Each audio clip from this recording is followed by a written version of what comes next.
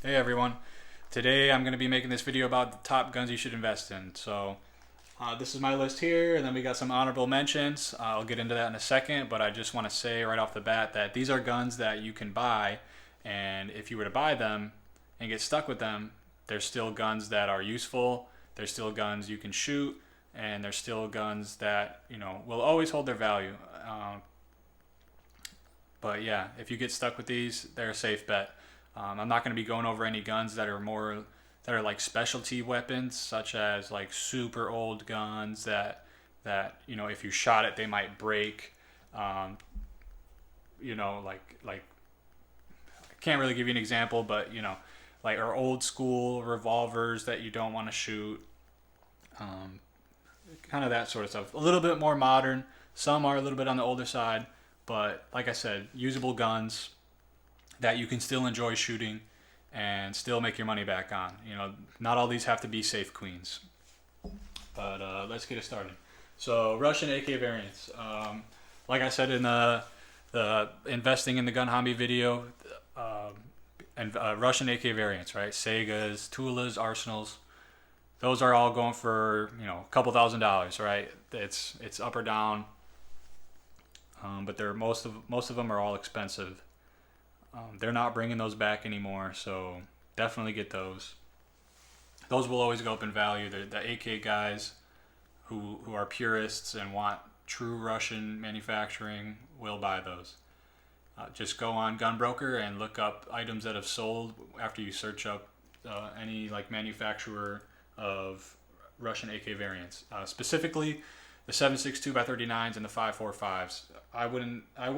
Personally, I wouldn't get the 223/556 models just because I feel like somebody that's going to be buying trying to get the authentic Russian manufacturing is going to be going for 545 or 7.62 by 39. Just a little disclaimer, like I said, these are my personal opinions. You don't have to go buy it if you don't want to, but this is just stuff that I've watched over the years go up. And like I said, if you would have bought these weapons years ago and try to sell them now, you would have made money. So, not saying that the 223/556 variants would not have made money, but just these are more desirable, the 7.62 and the 5.45s. Next one on the list, HK SP5/SP5K. H&K just came out with the SP5 and SP5K. As far as I'm aware, it's been a limited amount. And correct me if I'm wrong, but I have seen MSRP at $2,700. It may be 3,000, but I'm not sure. Like I said, it's a suggestion from the manufacturer, so some places may sell it for less than what the manufacturer suggests. I've definitely seen that. But if it is a limited, I know it is a limited run, and if it remains that way, these will definitely go up in value. Definitely get into this. They're brand new. This is if you're going to be buying this is going to be the cheapest price you can buy them at, guaranteed. If, you might have somebody that just kind of bought it because they're not necessarily an enthusiast, but they just bought it because it was a cool gun at the gun shop. That would be your best bet if you're buying it secondhand, because they're going to sell to you for less than they paid for it. But really, if you're investing in it, you know that these will go up in value, used or not. Try to make sure if you are buying it secondhand that it does come with everything, the carrying case. That kind of goes for everything on this list. Try to get all the original stuff that it does come with, and if it doesn't come with that, definitely try to talk down the price on it, because that does add to the value. And like I said, if you bought the H&K SP5 and you're gonna be, let's say 5 years from now, you're selling it to an H&K purist, he or she will definitely want everything that came with it, with that weapon. And chances are, if you don't have it, they're going to go to somebody that does have it and pay a little bit more money for having it. So I can't really give you a price projection on that right now. My estimate, maybe 4,000, 5,000, a couple years down the road. So definitely a safe place to put your money. And hey, it seems like a fun gun to shoot, like a truck gun, and it's just cool all around. Most of this stuff's pretty cool. Vintage Colt ARs. All right, vintage Colt AR. So let me give you an example. The the A1 Sporters. So it looks like the M16A1 from Vietnam. For this one, you're gonna want to stay like pre-band, pre-94 band rifles, all through the 80s and through the 70s and even in the 60s. You're gonna want, like I said, the A1. Most of them are called the Colt Sporter SP1. Like I said, I'm not a complete expert on any of this stuff, but as far like for how do I put this, for general like purpose or general like blanket, I could definitely tell you that the 70s 80s Colt ARs have definitely been rising in value, the A2s and the A1s, so definitely go after those. If you can, there's a couple super rare ones that if you can put your hands on them, they're worth a lot. Like the Colt Model 629, or is it the 639? I think it's the 639. It's basically the civilian version of the MACV SAW Green Beret XM177E2 with the extended flash hider, but that extended flash hider is an NFA item. So keep that in mind if you are looking at those. But like I said, I don't even think there was only I don't even know how many there was, but there was a very limited amount of those. But you can get real into it, but just if you're on Arms List or Gunbroker and you see a Colt Sporter SP1 for $1,000 or even less than that, but more like $1,200, $1,300, that's probably a good price to get in at. I've seen them go for way more than that. Yeah, definitely good to get on those vintage Colt ARs. Plus, they're good shooters. So if you need an AR, there you go. I love iron sights, so there you go. Scar 17S. I'm not sure if they're manufacturing those anymore for the civilian sale. They still could be. I've definitely seen one. I saw one at the gun shop near me, brand new, but it could have just been sitting on the shelf for a while because it is like $3,000. So and those when I've seen when people resell them, they do fetch a lot of money. That's one of those. It's more of a specialty rifle. Not everyone's looking for a Scar, or not everyone can really afford one. So it's one of those things where the guys that can afford it, and they're sold out everywhere near them, even in, like, let's say somebody lives, in the middle of the state, and all the surrounding towns in the middle of the state don't have one, and they want to put their hands on one, they're going to pay a little extra just because that's how it goes. And not to mention, if they did stop making them, well, there you go. They're going to go up in value. Very cool rifle. And like I said, if you get stuck with it, you got yourself a cool rifle. So the next thing is RTF2 Glocks. As far as I know there was a Glock 17 RTF2 and a Glock 19 RTF2. But that was like the second gen Glock, and that was a certain model for the second gen Glock, like with the fish scale slide. And I know that the frame was a little bit different too. I remember seeing one or two go for around $600-$700. And the people that are gonna buy these are gonna be like Glock collectors, Glock purists, people like that. But then again, it still works as a Glock 19, still works as a Glock 17, whatever model you get. It's more or less one of those things. If you see it for sale at a good price, pick it up, because it will definitely be a collector item. Because I feel like it already is, but in the future it will definitely be a collector item, and it's going to be a piece of history.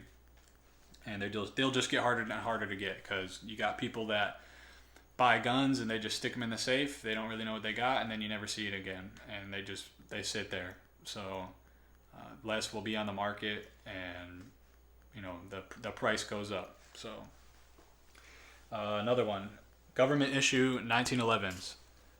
So these ones are World War I, World War II, Korea, Vietnam, 1911s, right?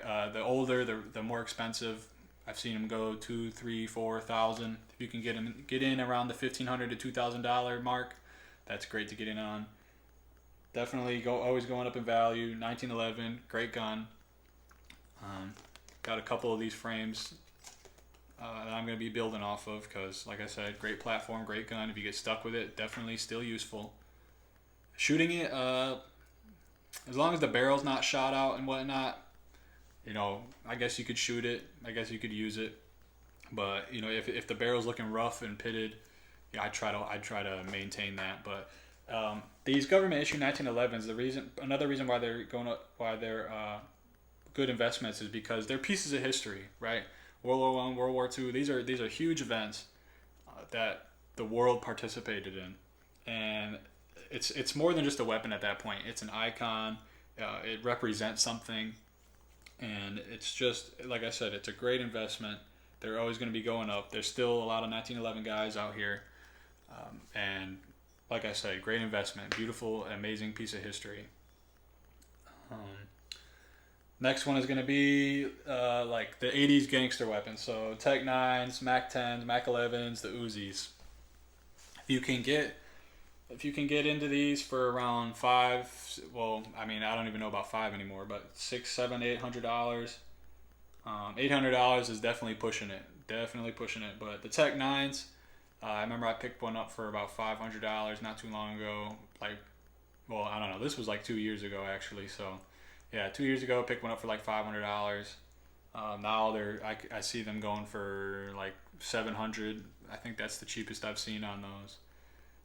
They're only going to get rare, like I said, but I mean, this gun, I mean, the Tech 9, we all know, if you know about the Tech 9, it's somewhat of a gem-matic. It's more or less a hit or miss with that gun. So it's kind of just a gun you kind of put in the safe. But you could definitely still shoot it. It's definitely a range gun. I wouldn't trust my life with it at all. The Mac 10, Mac 11, you kind of, for these, I know they still make them. You can still buy them brand new, but you definitely want to go for the older ones. If you can find an open bolt one, now those are worth a couple thousand because they banned those. If you can find an open bolt Mac 10 or Mac 11, buy it because those are going up too. But like I said, if you got the cash, okay, that you'd have to get that for a really good price because not a lot of people looking for the open bolt ones. People just like Mac 10s, Mac 11s, and usually, yeah, I know they still make them new, but when they resell, I've definitely seen them for higher than MSRP. So, and the Uzis, complete Uzis, I would say don't buy one that was built off a parts kit. Buy complete Uzis. Even if it does have the long barrel, you can always SBR it. But I forget the brand of them, but yeah, definitely Uzis are definitely a good one. I've seen them go for more than MSRP. Really the Tech 9 is the only one I would get out of that. Personally, if I saw it, the M10 and the M11 and the Uzi, I'd probably put on the honorable mentions list, just because that's a very a niche item. There's not a lot of people that are actively looking to buy those. The next is going to be the Spaz 12 and the Sega 12. The Spaz 12, another niche item that probably should have went on the honorable mention list. But definitely the Sega 12, with the AK purist, that's going to be the Russian one. Just like these Russian AK variants, the Russian Sega 12, not the American-made ones, not that Chinese-made one that I've seen for going for like $500. Not that one. The Russian Sega 12. Definitely very useful. So is the Spaz 12, but the Spaz 12 is super heavy. But Sega 12, can't go wrong with that either. And then Russian Milsurp. So Mosin Nagant, SKS. Kind of just, that's kind of what I mean by those two. Or by Russian Milsurp is Mosin Nagant, SKS. Like I said in the first video about investing, I covered it a lot in there, but I bought my first Mosin, or me and my dad bought our first Mosins for $75 a piece, right? And now they're fetching $400 or $500, and that's just the standard M9130. Now, if you have the finished Mosin, the M31, I believe it is, you're talking maybe twice that. SKSs, I remember seeing them go for $150, $200, $300. And you couldn't give them away, and now they're fetching $500, $600, $700. Now keep in mind, you are going to want the original wooden stock with that. Not really anyone wants the bullpup modification to it. Nobody wants like the polymer stock. That's kind of just like a personal thing. If you do modify it to that, definitely return it back to stock when you are going to sell it. Yeah, those are all the ones that I can like definitely tell you will make your money back on. Like I said, I'm not an expert. I'm not an appraiser. I'm not licensed like to appraise weapons, or I don't know. I'm not even sure if that's a thing. But like I said, I'm just a guy that's been looking at the market for years, and these are things that I can tell you will definitely make money on. Honorable mentions. This is kind of like you may or may not make money. It's a hit or miss. I feel like it's I might do it. That sort of thing. So I hope you get the drift of that. You'll definitely get it when I explain it here. So Colt Python, right? As far as I know, this used to be a solid one to invest. Like I said, back in the day, I've seen them go from like 1,500 and then slowly make their way up to like 3,000 plus, depending on certain things, serial numbers, years of production, because I know they made them for a very long time. But the reason I say that now, the reason I think it's an honorable mention is because I think a lot of people, there's a lot of new people getting into the gun market or the gun hobby, and not a lot of people that are just now getting into it, from my understanding, are not necessarily interested in wheel guns or revolvers, and they kind of don't understand the significance of it. And I just feel like it's more of like a FUD gun, if you will. So, and they just came out with new ones. Like I said, they just came out with new ones. So if someone really wanted one, no one's really gonna want to pay the $3,000-$4,000 or whatever that they're asking for. This is kind of the stuff that the old guys at the gun show are kind of selling and trading to each other. And I just feel like the hype around the Python is slowly going away. I could be wrong, but like I said, I just haven't really seen them like that anymore. When the last time I live in Georgia. The last time I was at Palmetto State Armory in South Carolina, where my wife lives, there was two brand new ones, the shorter one and the 6-inch one, just sitting on the shelf. So that's a bad sign for me. That's a no-go. But still some potential. The next one, CZ Scorpion. And this is the new one. Obviously not the CZ61 or whatever. The CZ Scorpion, just because it's somewhat like the Scar 17, where if you can find them in the store, it's pretty rare to find them in the store. And if you see them on Arms List or Gun Broker, they're usually going for more than MSRP. But I'm not sure to whether or not they stopped making those. So that one, like I said, that one's kind of a hit or miss for me. Again, if people are going for 9mm, if the people are spending big money on 9mm short pistol platforms, they're going to be going for more of like the SP5 or the B&T 9 or whatever that one that is similar to the B&T 9. I'm trying to think of the name, can't remember it. But yeah, that's why I said that's why I put that one on there, just because there's really no telling with that one. Next one is the Galil. Like I said, they made this one is another one because it's very niche.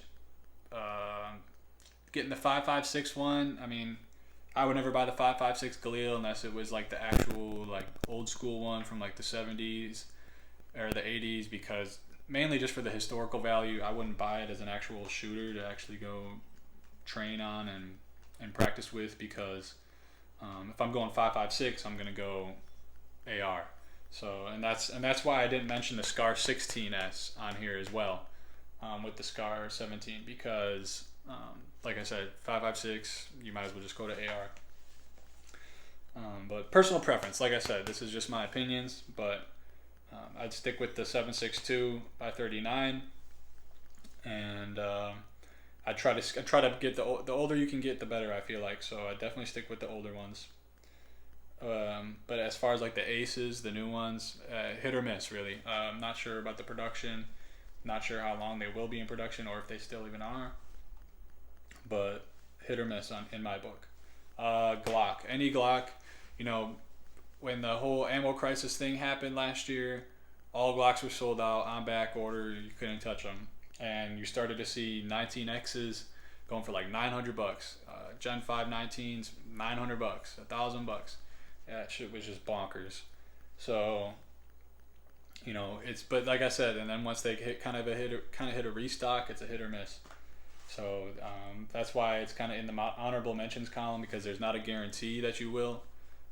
If maybe you sell it to someone who unknowingly could just go buy one at the gun store whenever they restock, and sell to them for more. And okay, hey, more power to you. But like I said, hit or miss in my book. But if you would have bought like a 19X for $600 or $650 or whatever it was, and then the crisis hit and you sold it for $1,000, okay, cool, good for you. That's why it's on there. The Colt LE 6920. I would definitely stay towards the older ones here. The ones that are marked U.S. government property and M4 carbine. Those are the more desirable ones on that. The new ones, they just say carbine 5.56 on them. Not that cool in my book, really, and that's really where the value is with those, is that they're like government property marked as sort of like like a cool factor that Colt adds in on them. So definitely stay towards the old ones there. Buying the new ones, like I really wouldn't buy a new one if you were trying to invest at least. But Colt definitely makes a quality firearm. Imported AK variants like a Wasser or a Zastava, those are another hit or miss because the quality there kind of competes with like the American made. Now don't get me wrong, like a Zastava is definitely a high quality firearm. The Wasser, I remember back in the day they used to have the magazine wobble issue. Not sure if for more of the newer ones if they still had that. I know it's just because on the stamped receivers they didn't have the dimples. So, but don't get me wrong, they're not bad rifles at all. But I know you can still go buy a brand new Zastava. You can't go buy a brand new Russian import AK. So keep that in mind. And not only that, like I said, these aren't top dog when it comes to AKs. The Russian ones are definitely top dog. SP89s and PTR9Cs. So these are like, correct me if I'm wrong, I'm not sure if H&K made the SP89. I think they did. I'm not sure. Correct me if I'm wrong. But regardless, it's like these are both MP5 clones. And now the H&K SP5 came out, so now everybody that wants the H&K SP5 is selling off their SP89 because it's older and it's not as refined and it's not HK from my memory. PTR9C, same thing. So these you might be able to pick up for cheap. I saw a couple $1,200, $1,500.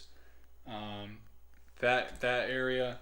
Not sure if the price is going to go up on those. I feel like they definitely will if H&K stops the SP5, because the things with these, like the SP5, the Scar 17S, the CZ Scorpion, these are kind of like niche weapons that the manufacturer, when they make new, they're not going to make hundreds of thousands of them because not everyone's going to buy them.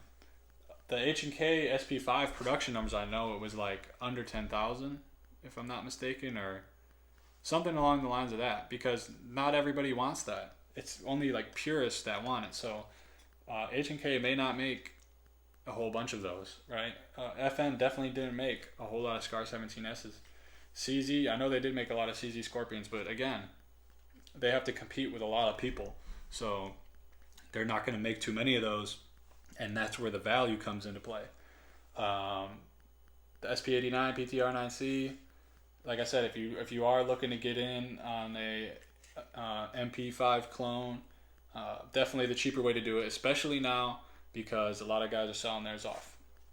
And it's obvious that they're doing it for the SP5, because once you get the SP5, that you're kind of at the top of the food chain on that one, and the value's going to go up. So, and then AK pistols. AK pistols, if you can find them at retail, buy those guns at retail. Under $800 at least. The gun store by me's got one for $625, brand new. And they definitely resell for $800 to $900 to even $1,000 I've seen. So definitely good to invest in, and not sure with what's going on with all this ATF nonsense. But if all that malarkey starts to ensue, these will definitely shoot up in value. Same thing with AR pistols. Really just kind of buying like pistol length uppers for AR pistols. I guess that could go with that. Pistol length uppers. definitely just buy those. Bear Creek Arsenal has having a huge sale on those, like $250, $260 I've seen, and then up from there. But yeah, definitely good deals there. Definitely good things to buy. The KSG, another one of these more like niche type of firearms. Most people for home defense they'll just go with a Mossberg 500 or Remington 870, and KSGs are very expensive. Like I've seen $700, $800, $900, $1,000 even for those, and I remember they started at like $500, $600, $700. So, and again, it's going to be one of those weapons that if Kel-Tec stops producing soon, which I'm not even, they may have. Correct me if I'm wrong, but if they stop producing it, then it's just gonna be one of those guns, kind of like the Spaz 12 or the Sega 12, where it goes up in value just because it's cool and it's expensive. So usually cool and expensive go pretty good together when it comes to guns and values. So, but the reason it's on the honorable mention is because that's one of those like specialty weapons that like it's hard to tell if you'd really make money or just break even. Colt reissue.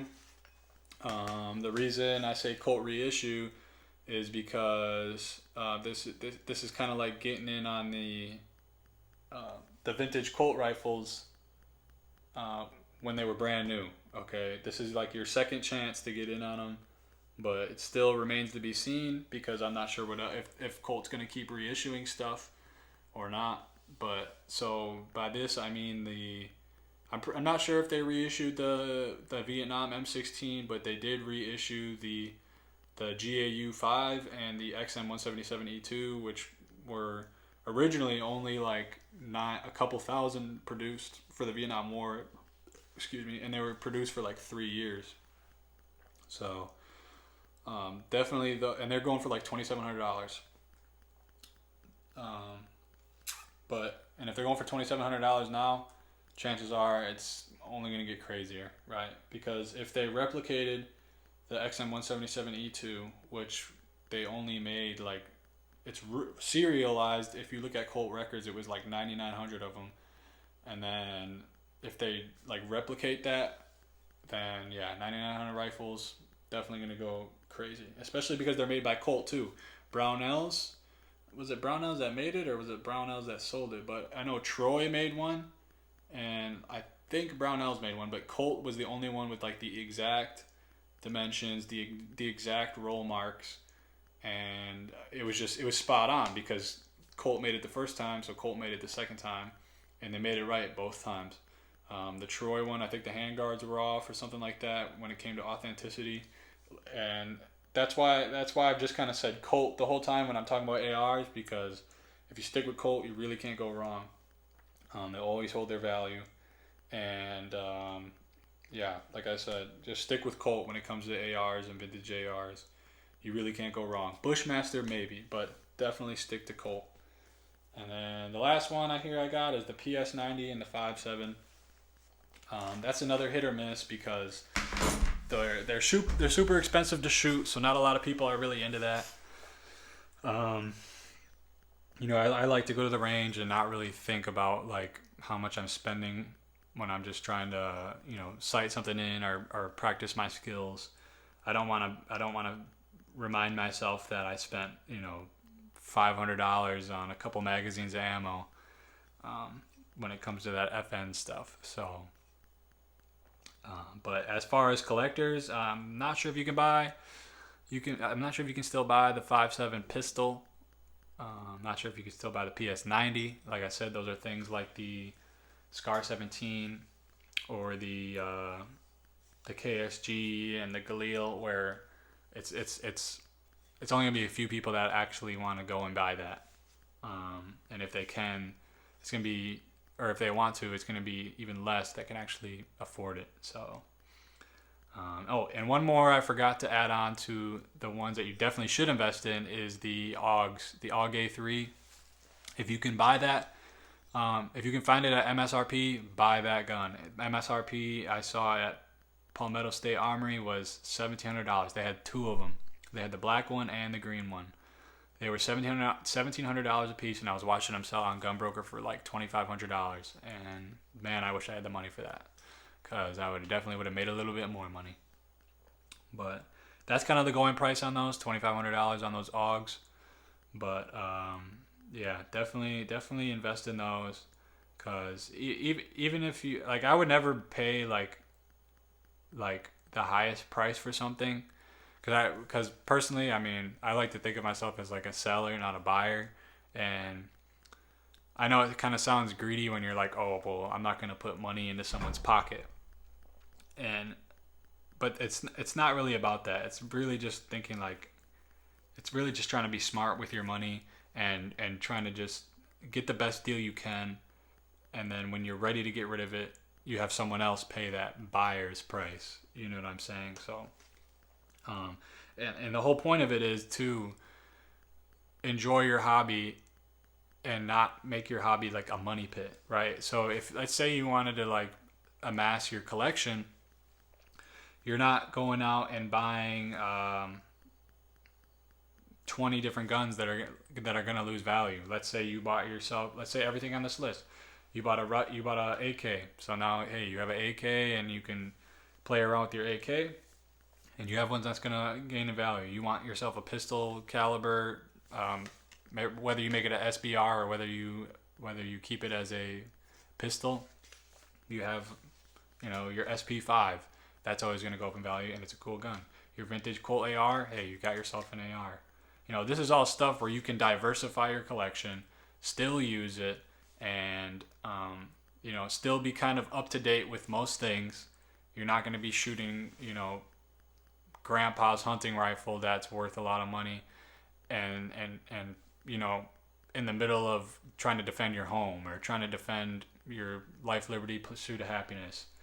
So these are all things that fit the modern day like profile, and are still going to go up in value. So that's why I think these are definitely some good investments.